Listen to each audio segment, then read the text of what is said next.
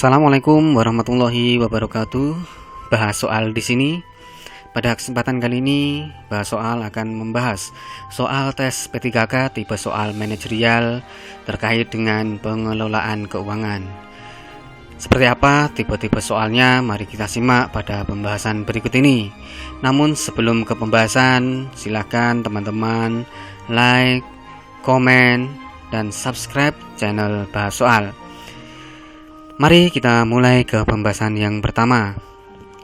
Sumber-sumber keuangan yang tidak sah menurut peraturan pengelolaan keuangan sekolah adalah: A. Bantuan dana dari pemerintah pusat tanpa melalui usulan proposal. B. Iuran dari orang tua yang disetujui melalui rapat Dewan Guru. C. Sumbangan alumni sekolah yang telah berhasil. D. Hasil dari pengelolaan sumber daya sekolah yang menghasilkan uang. Nah, di sini kita perlu cermati soalnya terlebih dahulu, teman-teman. Di sini ada sumber-sumber keuangan. Kita lihat ada sumber-sumber keuangan.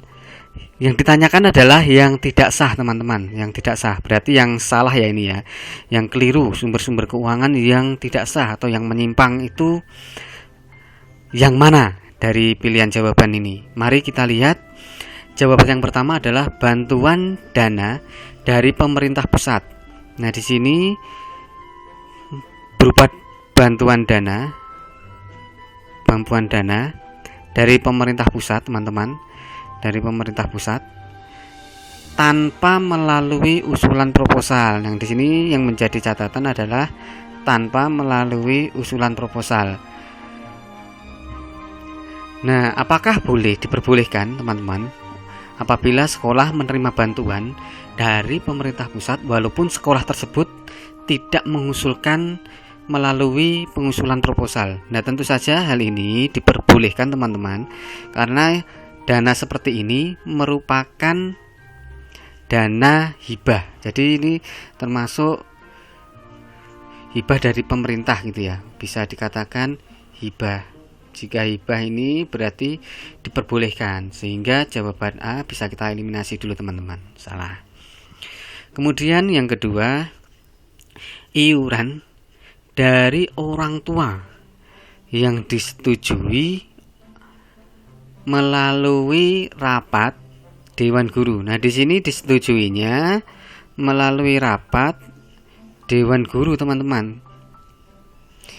Nah, jadi bukan rapat kepada orang tua, sehingga hal seperti ini tidak diperbolehkan, teman-teman, karena istilahnya ini sedikit memaksa. Jadi Dewan Guru rapat secara internal memutuskan, oh ini orang tua siswa harus iuran sekian rupiah untuk pembangunan A atau untuk sebagainya. Nah, hal seperti ini tidak diperbolehkan, teman-teman. Jadi ini adalah jawaban yang tepat. Tetapi bisa kita lihat dulu sebelum kita pastikan, kita cek opsi C dan D. Opsi C yaitu sumbangan alumni sekolah yang telah berhasil. Jadi di sini ini berupa sumbangan, sama dengan halnya dengan hibah tadi. Ini hanya yang bedanya tadi dari pemerintah, untuk poin C ini dari alumni sekolah yang sudah berhasil. Tentu hal seperti ini diperbolehkan, sehingga ini jawaban yang salah juga, teman-teman. Dan yang terakhir adalah hasil dari pengelolaan sumber daya sekolah. Nah, di sini dari sekolah-sekolah, biasanya ini sekolah SMK yang mempunyai lahan, misalkan dari sekolah pertanian itu punya lahan yang berupa, kita hapus dulu ini, mohon maaf. Nah, di sini kita bisa lihat pengelolaan sumber daya. Nah, pengelolaan sumber daya, mohon maaf. Nah, di sini pengelolaan sumber daya ini, teman-teman, ini biasanya untuk sekolah-sekolah SMK gitu, misalkan sekolah pertanian itu mempunyai hasil dari perkebunannya, misal itu dijual dan menghasilkan uang, itu diperbolehkan, teman-teman, sehingga ini juga merupakan jawaban yang salah, kita silang. Jadi pilihan jawaban yang benar adalah B. Nah, seperti itu teman-teman. Kemudian berikutnya soal kedua. Berikut ini yang bukan termasuk tujuan pengelolaan keuangan sekolah ialah A. Meningkatkan keefektifan dan efisiensi. B. Meningkatkan akuntabilitas dan transparansi. Yang C. Meminimalkan penyalahgunaan anggaran. Yang D adalah meningkatkan saldo kas. Nah, di sini teman-teman kita beri catatan dulu. Yang ditanyakan di sini adalah kaitannya dengan tujuan pengelolaan keuangan sekolah. Tujuannya kan tentu bagus teman-teman. Nah, tapi yang di sini yang menjadi pertanyaan adalah yang bukan, berarti yang salah ya, yang bukan.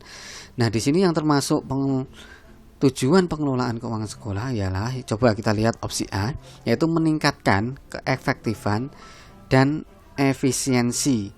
Pasti tujuan dari pengelolaan keuangan sekolah adalah untuk membuat efisiensi anggaran dan efektivitasnya juga terkait dengan anggaran yang dikelola agar menjadi lebih efektif. Tentu saja ini merupakan tujuan pengelolaan keuangan sekolah, sehingga jawaban ini salah teman-teman, bukan jawaban yang tepat.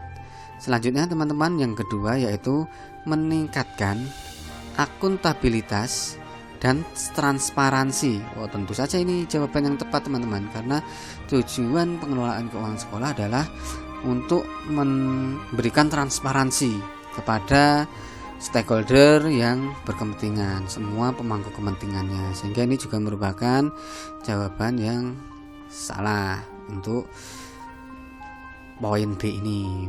Selanjutnya yang C yaitu meminimalkan atau mengurangi penyalahgunaan anggaran. Mohon maaf ini spasinya di sini ya teman-teman, harusnya meminimalkan penyalahgunaan anggaran. Tentu saja ini jawaban yang tepat teman-teman, sehingga ini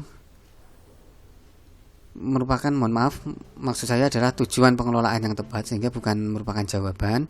Selanjutnya yang keempat atau opsi D di sini adalah meningkatkan saldo kas sekolah. Ini adalah jawaban yang bukan merupakan tujuan pengelolaan keuangan sekolah, sehingga ini jawaban yang tepat yaitu D. Seperti itu teman-teman. Sekiranya cukup bisa dianalisis, bisa sangat mudah. Kita lanjutkan ke soal ketiga. Perhatikan pernyataan berikut. Manakah pernyataan yang tidak sesuai dengan asas pembelanjaan keuangan sekolah? Nah, jika sekolah ingin berbelanja atau membelanjakan uangnya, ini ada kita salah ini teman-teman. Kita ulangi. Nah, di sini asas pembelanjaan untuk kegiatan sekolah misalkan, ini pembelanjaan keuangannya, ini yang tidak sesuai apa ini? Yang tidak sesuai yang mana? Jadi ini asas pembelanjaan itu yang mana saja, kita cari dulu teman-teman. Nanti tinggal kita pilih yang jawaban yang tidak sesuai. Tentu saja yang sesuai dengan asas pembelanjaan keuangan adalah sesuatu yang baik-baik. Nah, kita lihat opsi A.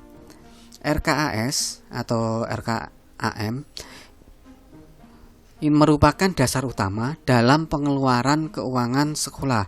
Nah, ini RKAS atau M ini menjadi dasar utama dalam pengeluaran keuangan sekolah, sehingga ini pastinya sesuai dengan asas pembelanjaan keuangan sekolah. Jadi ini bukan jawaban yang tepat, kita silang dulu. Yang kedua adalah penggunaan anggaran memperhatikan asas umum pengeluaran negara, yaitu manfaat penggunaan uang negara minimal harus sama apabila uang tersebut dipergunakan sendiri oleh masyarakat. Nah, ini juga tentu saja merupakan jawaban yang sesuai dengan asas pembelanjaan, karena penggunaan anggaran di sini teman-teman, mohon maaf ini penggunaan anggaran di sini teman-teman, ini harus sesuai dengan atau memperhatikan asas umum pengeluaran negara. Ini tepat sesuai dengan asas pembelanjaan keuangan, sehingga bukan jawaban yang tepat.